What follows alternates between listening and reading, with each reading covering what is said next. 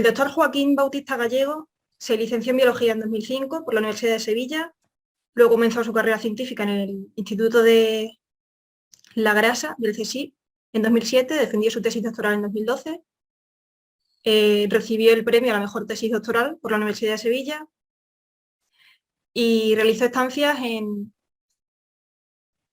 en la Universidad de Turín y en Copenhague.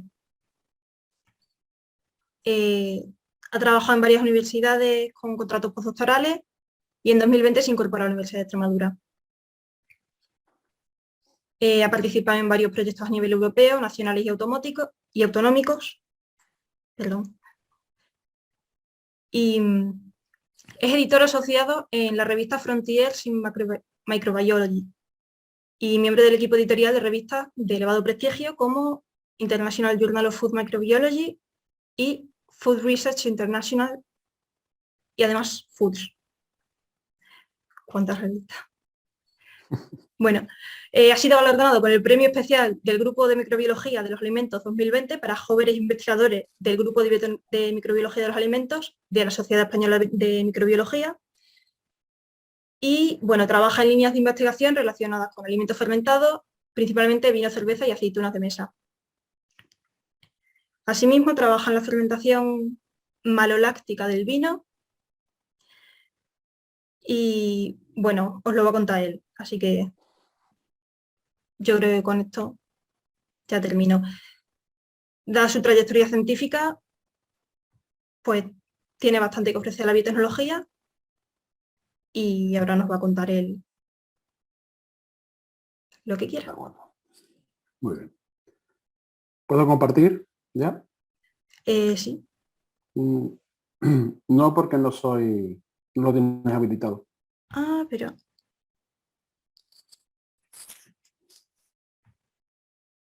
A ver, prueba ahora. Sí, ahora. Perfecto. Y, bueno, no lo he preguntado, escucháis bien cuando hablamos, ¿verdad?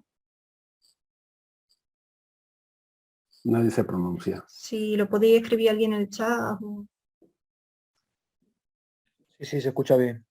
Perfecto, gracias. Proceda. Vale. Bueno, somos pocos, pero bueno, en primer lugar agradeceros que me hayáis invitado a este tipo de eventos, siempre es positivo y además hablándolo con muchos de vosotros, pues siempre creo que la interacción, digamos, en mi caso perfil profesor e investigador con los estudiantes siempre es positivo. Bueno, has hecho una introducción extensa. Yo, como tú bien has dicho, soy profesor aquí en la Universidad de Extremadura, pero soy de los más recientes, llevo muy poquito tiempo. Me incorporé eso en marzo de 2020, precisamente 10 días antes del confinamiento, con lo cual podéis imaginaros cómo fueron esos primeros días en la universidad. Y bueno, pertenezco al trabajo dentro del grupo de investigación Microeno, que como muchos ya sabéis, está en la Facultad de Ciencias, Departamento de Ciencias Biomédicas y área de microbiología. ¿De acuerdo? Ahí tenéis mi correo electrónico para cualquier cosa. Ahí está. Bueno, esto es simplemente que lo había puesto para... no sabía cuánto ibais a hablar de introducción. Esto es simplemente mi carrera científica para que veáis un poco por dónde he estado. Todos los sitios que ha comentado anteriormente vuestra compañera. He estado en muchos centros y finalmente termino aquí en la Universidad de Extremadura. Dentro del grupo Microeno, digamos que podemos dividir nuestras líneas de investigación en 4 grandes líneas de investigación. Mejoras genéticas de levaduras, en primer lugar. Una segunda que tiene que ver con las nanoproteínas, uso de nanoproteínas mutantes con interés biotecnológico. Una tercera línea que es más relacionada con la aceituna de mesa. Y por último, y obviamente muy relacionado con todo esto que estamos hablando de las anteriores líneas de investigación, es el diseño de cultivo iniciadores a la carta. Vale. Voy a ir paso a paso. Intentaré no ahondar mucho, dado el perfil de esta charla, pero bueno, os quiero dejar entrever lo que estamos haciendo actualmente en el grupo de investigación. En la primera línea de investigación, que es la mejor genética de levadura, bueno, esta línea parte sobre todo por el interés de usar otro tipo de levaduras a las que normalmente hemos estado usando, sobre todo en el sector enológico. Como muchos ya sabéis, la especie reina en este tipo de elaboraciones es Saccharomyces cerevisiae, pero desde hace unos años, sobre todo desde hace 10 años hacia aquí, empieza a despertar el interés por el uso de levaduras no Saccharomyces, ¿de acuerdo? Pero esas levaduras no Saccharomyces tienen un problema, y es que en general, de manera global, suelen fermentar con cierta dificultad. Entonces, nuestra propuesta, ¿cuál fue? Desde hace unos años, es intentar construir híbridos inter e intraespecíficos para mejorar esas capacidades. Y aquí os pongo un ejemplo. Tenemos un parental, que es una Saccharomyces, ¿de acuerdo? Que tiene a la que le hemos añadido además, tiene una resistencia a ciclosimida. Y luego tenemos una Torulaspora del Bureki, una no Saccharomyces, con un virus incorporado, con un virus Cavar, ¿de acuerdo? Entonces, hibridamos y conseguimos ese híbrido SCTD con las características de ambos parentales. Pero claro, obtenemos ese híbrido, pero ahora tenemos que corroborarlo y ver, sobre todo, lo que vemos en un primer lugar es la estabilidad genética de esos caracteres. Ahí veis unas cuantas placas de Petri donde hacemos esos primeros ensayos, después de 10, 20 pases, incluso digamos muchos más pases, y lo que observamos es que esas características que deseamos perduran en el tiempo. Pero no solo eso, vemos también otras características, como resistencia a altas y bajas temperaturas, cómo floculan esos híbridos, y además si presentan otro tipo de virus incorporados. Siguiente paso, obviamente, demostrar que esos híbridos fermentan mejor. ¿De qué nos sirve que esos híbridos no fermenten bien? Y aquí veis un ejemplo, perdón, voy a usar control láser. Aquí veis dos gráficas. En la superior sería un mosto sintético, es decir, lo que simularía el zumo recién exprimido de la uva antes de empezar a fermentar. Y abajo lo que veis es ya un vino sintético que simula ese vino ya fermentado, con el objetivo de empezar a ser cava. Entonces, en la primera gráfica, como veis, esto es un ejemplo simplemente, este híbrido funciona mucho peor que los parentales, sin embargo, hay algunos híbridos que muestran un comportamiento mucho mejor, como son SCTD1 y SCD3. Y en lo mismo observamos más o menos en el vino sintético. SCD1, SCTD1 y SCTD3 muestran también un perfil mejor.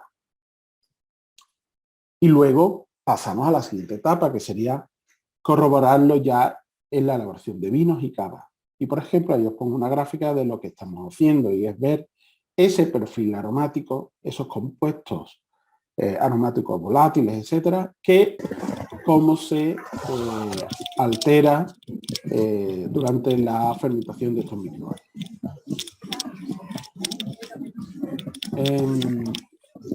Hay mucho ruido de fondo, no sé, alguien tiene el micrófono abierto, si es tan amable de... Gracias. La segunda línea de investigación que estamos haciendo, que estamos llevando a cabo, que tiene lugar, al igual que la anterior, está dando lugar a una tesis doctoral, esta también va a dar lugar a otra tesis doctoral, es el uso de nanoproteínas mutantes con cierto interés biotecnológico. En primer lugar, que os tengo que definir qué son las nanoproteínas. Bueno, las nanoproteínas son unos compuestos que forman unos componentes de la pared celular de las levaduras. ¿De acuerdo? Aquí lo podéis ver en la capa más externa de la pared celular y a la que se le atribuyen una serie de propiedades, como podéis ver ahí a la derecha, como reduce la astringencia, etcétera, etcétera. Ahí podéis ver las diferentes funciones que se le atribuyen. Entonces, teniendo en cuenta ese potencial que tienen las nanoproteínas, nosotros usamos como microorganismos modelo una Saccharomyces cerevisiae, concretamente la cepa X2180 y sus diferentes mutantes. Esos mutantes, ¿cómo lo hemos obtenido? Son mutantes no transgénicos, ¿de acuerdo?, que se realizan por mutagénesis al azar. ¿Y en qué se caracteriza cada uno de esos mutantes? Bueno, pues tienen defectos en la ruta de síntesis de las nanoproteínas. Con lo cual, al final, ¿qué obtenemos? Un pool de mutantes, un pool de cepas, que cada una de ellas va a generar una nanoproteína diferente. ¿Y en qué se diferencian? Pues tanto en su tamaño como en su carga. Aquí os pongo un poco a modo general la estructura de esa nanoproteína de la que estamos hablando y cómo, dependiendo de la mutación que hayamos introducido, va a producir una nanoproteína u otra. Entonces, simplemente para que os hagáis una idea.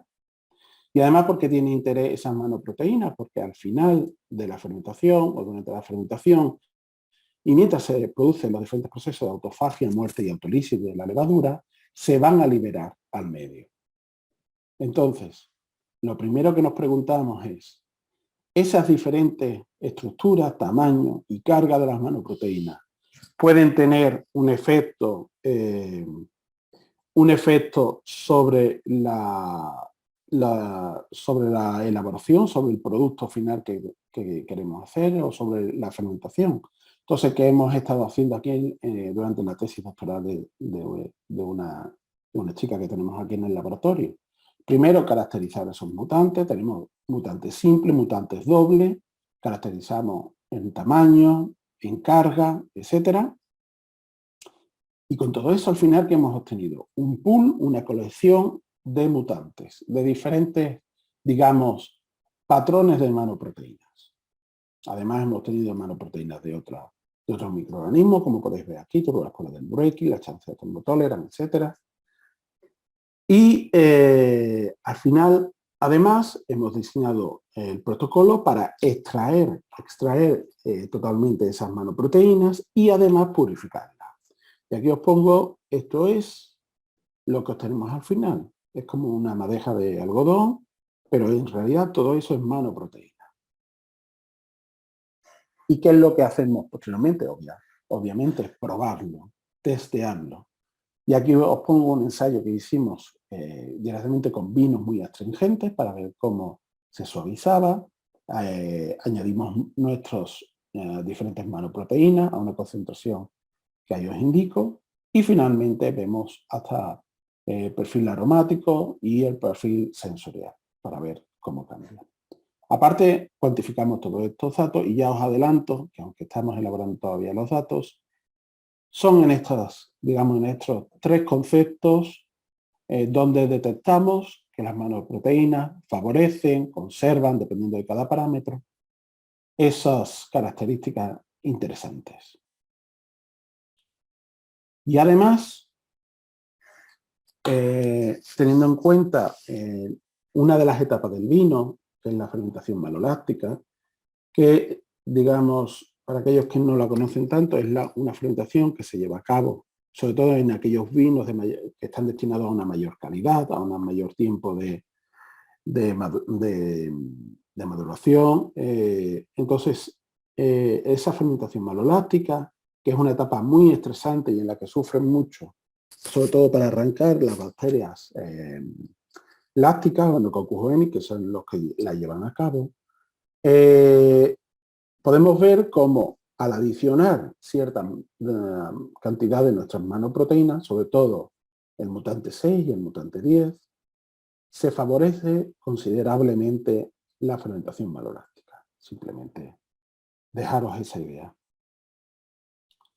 Pasamos a la tercera línea, que es esta sí, y aquellos que me habéis padecido este año en clase, lo sabéis ya bien, son la línea de investigación sobre aceitunas de mesa.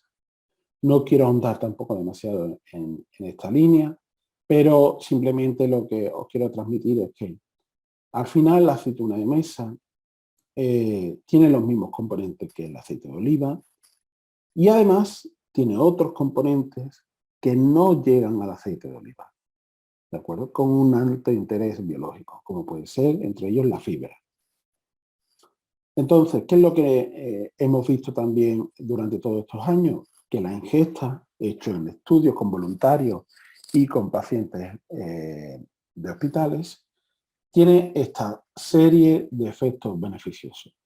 Con lo cual, oye, partimos de una buena materia prima. Pero además, ¿qué pasaría si queremos hacer la simbiótica? Es decir, si además de todas esas características buenas que tiene la aceituna, pudiera transportar microorganismos beneficiosos, aquellos a los que llamamos probióticos. No olvidemos, además, que esa ingesta, la simple ingesta de unos 5 aceitunas de una variedad estándar puede aportar mucha más microbiota que un yogur. Y además, os recuerdo que evitamos la cadena de frío, con lo cual para los productores es un dato muy interesante. Y aquí os pongo en lo que estamos trabajando también nosotros, que esos son superficies de aceituna, en la que veis aquí los estomas de los tejidos vegetales de la aceituna, y si aumentamos aún más, esto es el biofilm que se forma en el exterior de la aceituna, que es ideal para poder transportar esos probióticos que queremos y así protegerlos y que lleguen mejor a realizar su función, sobre todo en la parte intestinal de nuestro sistema digestivo. ¿Y qué es lo que estamos haciendo ahora mismo nosotros aquí en el grupo Microeno? Pues lo que estamos haciendo son diferentes pruebas con diferentes microorganismos de nuestra colección que hemos visto que pueden ser interesantes y además los estamos comparando con los actuales inóculos comerciales. Y ya os adelanto, esto forma parte de un TFG de una compañera vuestra de biología y os adelanto que los resultados están siendo muy interesantes. Y por último, esa última línea que engloba a las otras tres, que sería el final de todos estos estudios, es el ofrecer al industrial, a las empresas, el diseño de cultivos iniciadores a la carta. Y aquí vemos los diferentes materiales con los que contamos en nuestras instalaciones y estas nuevas estufas de secado que hemos adquirido recientemente que nos van a permitir avanzar mucho en este tipo de estudios. Obviamente ¿qué estamos haciendo ahora? Valorando todas las características, desde qué producto es el que nos pide el cultivo iniciador, las características de ese producto, en qué formato quiere nuestro cultivo iniciador, si es en forma de levadura seca activa, liofilizado, que es el más común, o incluso en formato líquido, qué tipo de coadyuvante aditivo le tenemos que añadir, lo normal es lactosa, pero sobre todo fécula de patata, y por último, la viabilidad de ese cultivo iniciador. Es decir, aquí lo que estamos trabajando son en diferentes productos, sobre todo alimentarios, pero estamos avanzando más. Ahora, por ejemplo, uno de vuestros compañeros, un biotecnólogo, está haciendo un TFG, ha empezado hace poco, sobre cerveza, y también estamos empezando a trabajar con otro tipo de productos, sobre todo productos lácteos, como puede ser el kéfir. ¿Y cómo conseguimos hacer todo esto? Bueno, pues actualmente el grupo Microeno tiene 2 proyectos de investigación, del cual soy IP del primero, investigador principal, y nos queda todavía 2 años y medio por delante en el proyecto y estamos consiguiendo cosas interesantes. Y todo esto es imposible, os presento a nuestro equipo humano, a los 2 catedráticos, Manuel Ramírez y Luis Miguel Hernández, y por último los estudiantes de formación, Alberto y Patricia, que son nuestros doctorandos, y Esteban Martínez, que está ahora mismo con un contrato de técnico de garantía juvenil. ¿de acuerdo? Para todos aquellos que no lo conozcáis, también tenemos un perfil en Instagram por si queréis seguir, porque ahí compartimos algunas cosas, incluso los próximos contratos que vamos a convocar y todas estas empresas, que sobre todo que son de aquí, de nuestra zona, con las que solemos trabajar asiduamente. Y nada más. Dejo de compartir y si tenéis alguna duda, comentario, somos poquitos, pero bueno, eso nos va a permitir, si hay alguna duda, comentarlo más directamente.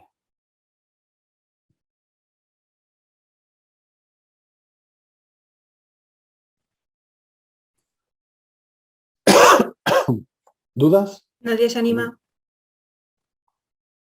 Mala hora, los he dormido totalmente. Hombre, yo no creo que los hayas dormido. Yo creo que... Vamos, a mí me pareció súper interesante. Yo no te conocía y me ha gustado mucho la charla. Además la has hecho cortita, que era un poco la idea. Bueno, me dijeron 15 minutos, así que Sí. no sé si me he pasado un poco, pero... Yo creo que está estupendo. Vale. Veo nombres conocidos por aquí. Benjamín, María, que nada, me decía estar en el coche, con lo cual no podrá. Pero bueno, de todas maneras, ellos... lo que queráis, me pongo a vuestra disposición.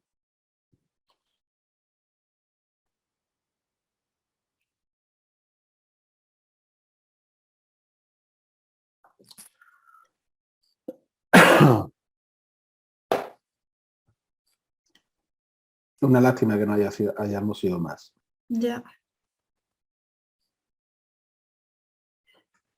Bueno, a ver si somos capaces de difundir más para otras sesiones, pero... Creo que he pagado la novatada de ser el primero. Ya.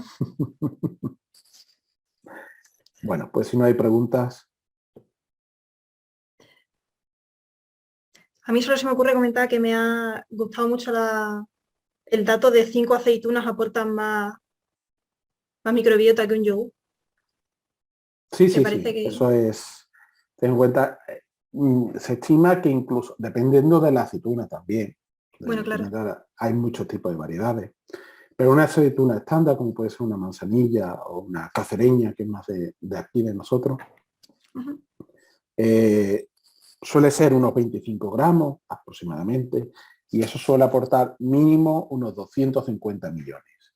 Teniendo en cuenta que un yogur estándar, digamos, de lo que todos podemos comprar en Mercadona, Carrefour, etcétera, en todos los comerciales estos,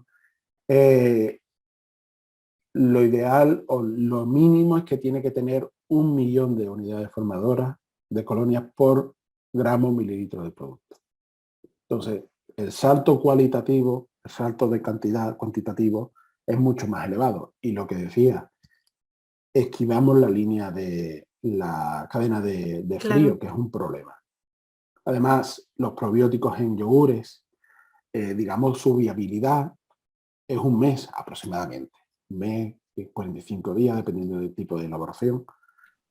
Los probióticos, estudios que hice en el Instituto de la Grasa, los estudios de probióticos en aceitunas perdura su efecto durante más de un año.